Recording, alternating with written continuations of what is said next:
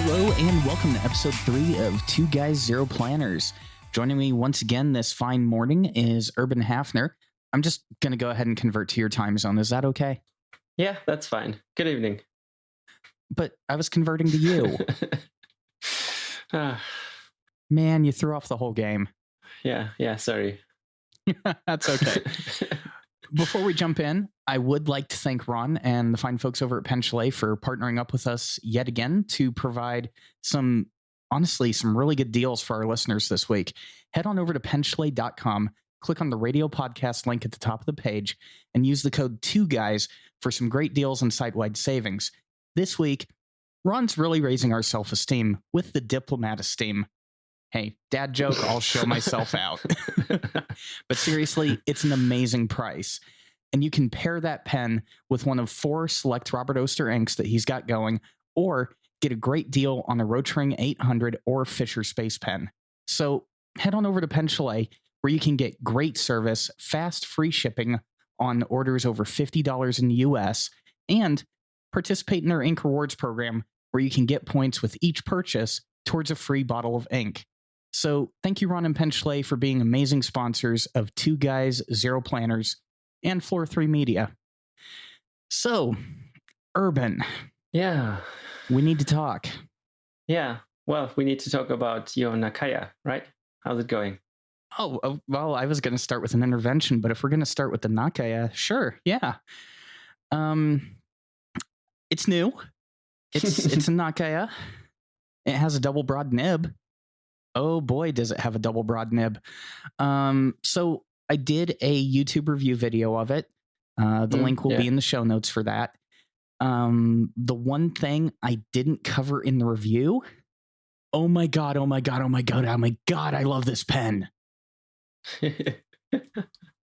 Yeah. In the show notes, it says that I've gone through 4 converters of Emerald of Chivor. Mm-hmm. Since I put that in the show notes, it's actually 7 converters. Yeah, but I mean those platinum converters, they're also fairly tiny, right? They really are. I really wish Platinum would make a converter that had the same capacity as the Pilot Con 70. I mean, that's probably my only complaint with the pen. Yeah, that's true. And you've actually inspired me, and then I've put in Emerald of Chivor also in a pen, and then I wrote it dry. But because this one had a food nib, so it's also fairly wet, and then I started trying out all the shimmer inks that I still have here. There's still many more to go, and those are really fun, those inks. Now, the fude nib, is it a fine fude, or what type of thickness is the normal thickness there? The normal thickness. Well, no, that's at least medium on the downstrokes. Okay. Wait, so medium on the downstrokes, and then when you go side to side, does it open up to like a 1.5-2 millimeter? No, not quite. So this is this is on a Wingsang 613. So basically Parker 51 that you dropped on the nib. Basically, that's how you can think of it. Oh! Don't make me cringe.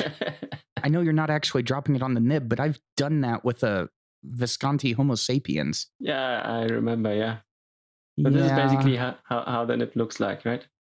Okay, I'll take a look here in a moment when we actually go like in depth on it. Yeah. Ooh, man, I need to look at the show notes more often. I'm a horrible human being. Well, you just moved, right? So that is true. Did the last letter that I wrote to you, was that with the Nakaya, or was that with the custom 743? This was not the Nakaya. It was another pen. Okay. How? I don't remember which pen. No. So many letters arrive here these days. Yeah, I don't know. Yeah, Slack has really ruined us all. I used to be such an introvert, and now I actually talk to people. Yeah. So I don't remember the pen, but I remember that it was this the Tomorrow River with the dots printed on it, and now I'm doing that myself on A5 with a proper border and stuff, and no weird logo at the bottom. Okay, hey, don't knock the weird logo on my paper. Also, I don't want to spend because I like A5, and it's basically the same amount of sheets in A5 costs roughly the same as A4, right? So you're paying double.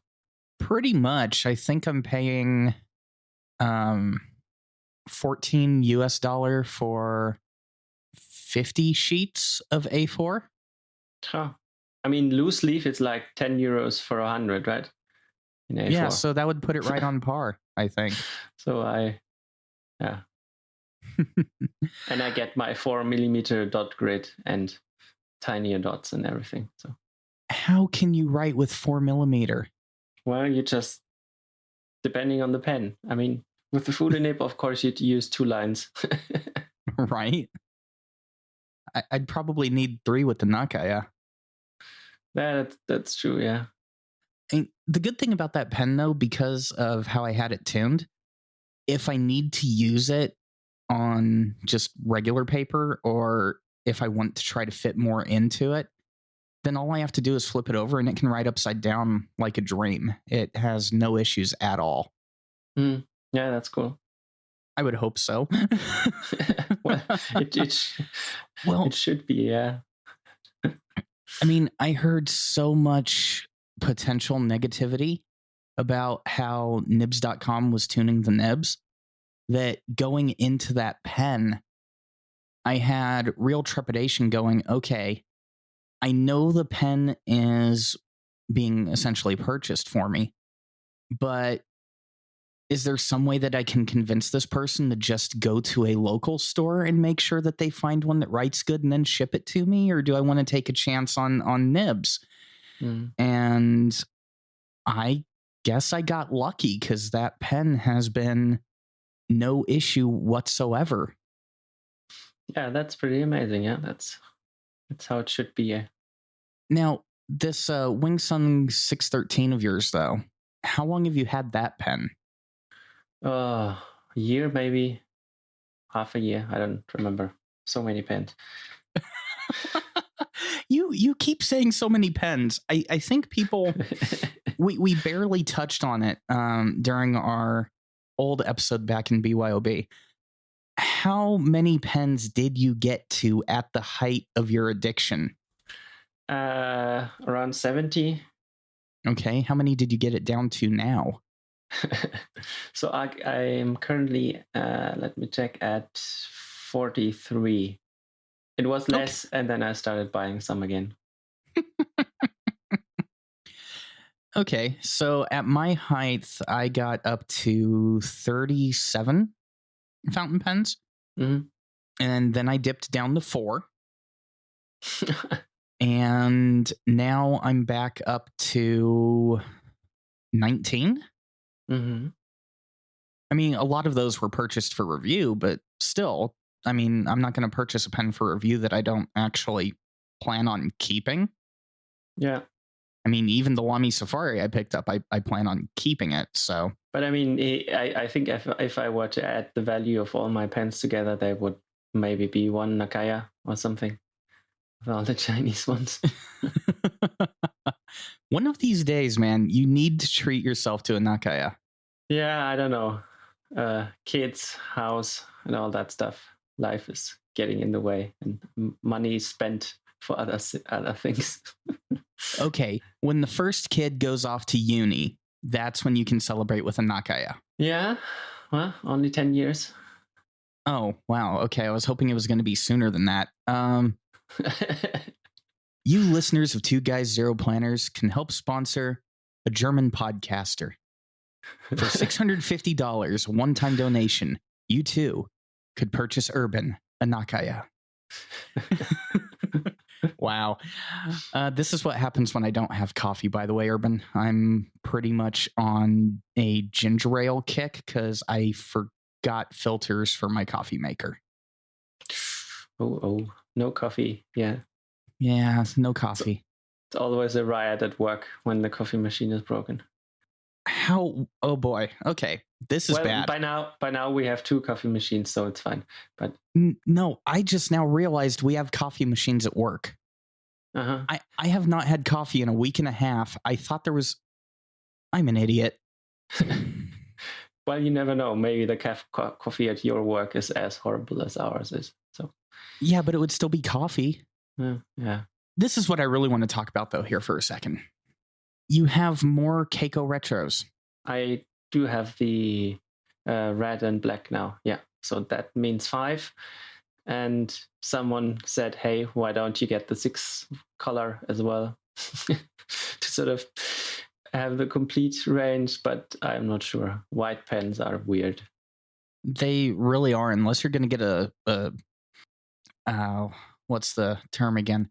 Unless you're going to get a Stormtrooper, like a black and white pen. Yeah. It has to have the black part to it. I just can't have a straight white pen. It doesn't look right. Yeah, so that one looked weird to me, and I thought, okay, I was tempted, but I'm not as much of a completionist that I really need them all. You say that now. Well, by the time I change my mind, they're out of production again, like those Chinese pens are. So, Episode 4, show note number 1. Urban buys the white Kaco Retro. No, there's other pens for the next episode. Like 1, 2, 3, 4, at a maximum of 5 other pens. They're not here yet. We'll see. Oh boy. So, okay. How much in Kaco Retros have you purchased? How much in Kaco Retros? Yes, how much in Kaco Retros? So a Kaco Retro is $11, so 50. Okay. So you've spent a mid-range Twisby on some Kaco Retros. Mm-hmm. Or I already have the mid-range Twisby, so okay, 2 Kaweco Sports on 5 Kacos. No. A Kaweco Sport is like 12 euros here. Oh yeah, you actually get to buy them at realistic prices. Exactly. But it's like an AL Sport, right? Right, yeah. So, okay, if you were to compare the Kaco Retros to a mid-end Twisby, where would you put them? Like, how do you feel about the nib or the writing experience there? So the nibs, they are pretty good. Build quality, of course, isn't as good as a Twisby. Mm-hmm. And there's tiny details where you sometimes see a bit of glue somewhere, and it's not 100% perfectly finished. So, but I guess at that price, you can expect it. Right. And yeah, I mean, it is obviously a bit, I don't know. In the end, I'm spending about the same money as other people. I just have more cheap pens. So I don't know. This is sort of probably more about the new pens than it is about the actual build quality of the single pen. I don't know. Well, okay. I partially agree with what you're getting at there, but I have a caveat to that. Mm-hmm. So before I did the great sell-off, I had quite a few Pelicans. And one of them was just a standard, I think it was an M205 Smoky Quartz or M200 Smoky Quartz. Mm-hmm. Is it the 0 or the 5 that has the gold trim? The 0. Okay, so it was an M200 Smoky Quartz. And that one, the steel gold-plated nib, wrote better than all the other Pelican nibs I own. Mm-hmm. And obviously it's cheaper pen because I had an M400, I had an M800, I even had the M101N. Mm-hmm. Holy crap, I'm thinking about all the Chinese pens I could have purchased with just those 3 pens alone. That's true. And then you have a few good ones, and then of course you do basically pay for quality control also with nicer pens, right? That's how it is. And then oftentimes there's just nibs you need to fix yourself and stuff like that. So quality control is a fun word. Well, fun words. But I mean, that's the thing, though. I was able to get a more enjoyable experience with a lower end Pelican than pens that cost 2, 3, or 4 times more than that pen. So I don't sit there and look at a cheap pen and go, "Oh, it's a cheap pen." It's I've had Jinhao nibs that actually wrote better than Twisby's. Heaven forbid. That being said, though, Platinum, I would have to say, is the one where it gets me. So, like, the nib on that Kanazawa is the same narrow gold nib that they used to have on the modern Makae pens. Makae, however you say it. And it's a cheaper nib, but it writes so much better than the 3776. And that's why some people have trepidation going into a Nakaya, because a 3776 nib and a President nib are almost like the combination that a Nakaya nib is. And I'm probably going to get corrected by that by a listener, but I'm okay with that, because if you correct me, I learn. Yeah, I mean, speaking of Platinums, 2 of my 3 3776 I'm also going to sell. Somehow I don't enjoy them that much. What are you going to turn them into? Money, I don't know. Well, okay.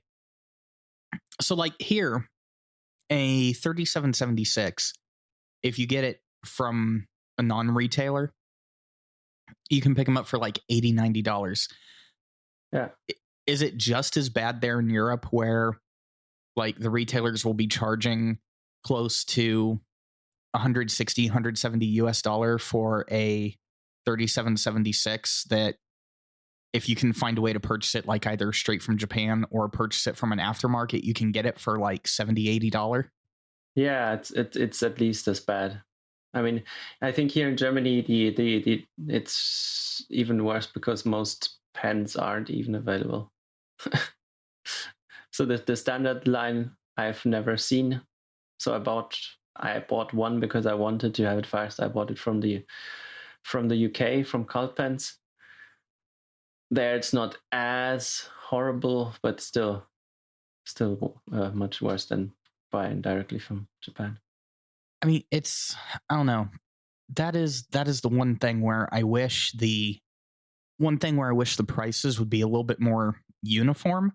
I can only hope that the planned free trade agreement with Japan next year then happens, and then there's no customs, and then it will all be easier to just buy everything from Japan. Not sure if that's really a good thing or not, but I'm hoping we can do something here where we don't end up angering all of Southeast Asia, so we don't have multi-$100 billion tariffs put in place that manage to jack the price up on a lot of stationary items.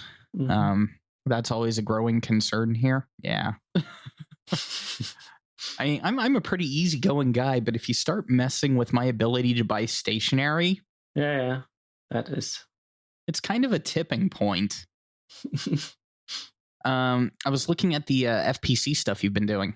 Yeah, so I've actually continued the last 2 weeks. I did many tiny things. I don't even remember what I did. So various smaller bug fixes, and some pages were rather slow. So I sped them up, and yeah, so that's basically what I've been doing there. And looking at Patreon, I'm now at $22 a month, which is kind of amazing and crazy, I think. Okay, why do you think that's crazy? People spending money on stuff I build is still pretty cool. Okay, I mean, okay, you are a creator doing a task, creating a product, and you're getting paid now for that product. I think you're finally getting what you were due. Also, this coming from a person that hasn't actually signed up on your Patreon yet.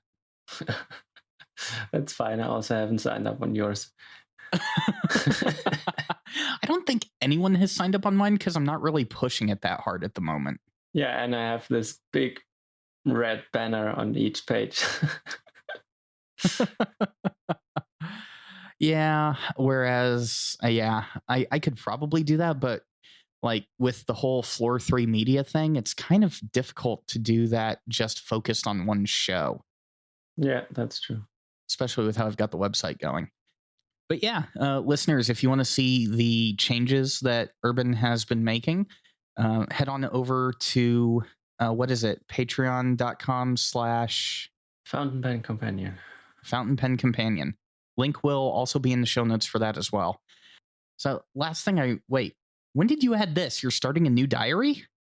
Yeah. So I finished my first diary ever. So this was a yeah. So this was a Rhodia Heritage. So one of those Rhodia A5 notebooks with this open spine, which is cool because it lies flat. Ooh. And yeah, so I had a lined version. I used all the pens with the stub nibs and broad nibs, and it was a lot of fun. And then I somehow decided I wanted to try something completely different. So I'm now using a Leuchtturm notebook, and because the paper isn't really that fountain pen friendly, I decided to, hey, I have all those pencils lying around here as well. So why don't I try using them? And that's also been a lot of fun. I can see a BYOB sticker sticking out below those pencils. Yes, Phil sent me one with the last letter. I've got like 3 of them on various things in front of me. So yeah, they're good stickers. Michael did a good job on those. Yeah, those are pretty cool. So what makes this Leuchtturm like fountain pen not friendly? Well, I mean, anything is not fountain pen friendly compared to Tomoe River or a good Rhodia, right? So let's put it like that. But I mean, you have to be careful, at least with the paper in that one, you have to be careful what ink you use and how wet the pen is, because then otherwise it starts bleeding or feathering. And so True. It's not. So a really extra fine, dry nib works, but not much else, at least in my copy. You know, I found the same thing with I think it is actually Leuchtturm who makes the Some Lines a Day 5-year journal. I believe they make one, yeah. Yeah, I've got one of those. And certain inks made by a company who may have also made House Divided, they feather and bleed like no other. I can write with them on Rhodia. I can write with them on Tomoe. No problem at all. I take them to that journal and one dot feathers to cover a whole page. It's like Hollywood special effects or something. But this Leuchtturm paper, this is weird. And on the other hand, I had a different Leuchtturm, and there I could write with Bay State Blue in it, and it wouldn't feather or bleed at all. I don't know. You've written with Bay State Blue? Yes. I've put it in a Twispy Eco, which is now blue, of course. Oh my goodness. You, sir, are evil. This is the mindset when you use Chinese pens. You just don't care and just put anything in any pen. Oh, wow. Yeah. So you get to help me out here. Uh-huh. I want to purchase a Chinese pen. I've never purchased one. Which one should I go with first? So do you like the design of the Parker 51? I love my Fantasy 51 that I got from Nick Peng. Okay, so you could maybe get a Wingsung 618, which is sort of a Parker 51 that is a piston filler and has a cap that looks a bit like a cap from a sailor pen, but with the arrow clip from Parker on it. That's an interesting combination. Okay. Yeah, and then you can pick the color. It can be there are demonstrators like clear, and you can pick the silver or gold trim, or you can have a platinum like blue one or red one, or you can go for the ones with the sparkles in it, which those are my favorites actually. Or just black or some solid color. It's also. So that is the 618. Yes. Okay. Well, we will check back in 2 weeks to see if I actually purchase that, because I get paid here in about an hour and 20 minutes. So once the bills are paid, we'll see if we've got enough to purchase one. Yeah, that's like $12 or something. I could do without a bottle of wine. Or 15 maybe. Yeah, those are good pens. I still own 4 of them. Pen, bottle of wine, pen, bottle of wine. I'll go with the pen. Well, hey, Urban, it's been a pleasure. You have yourself a wonderful morning, and we'll see you guys next week. Well, no, in 2 weeks on 2 Guys Zero Planners. All right. Bye.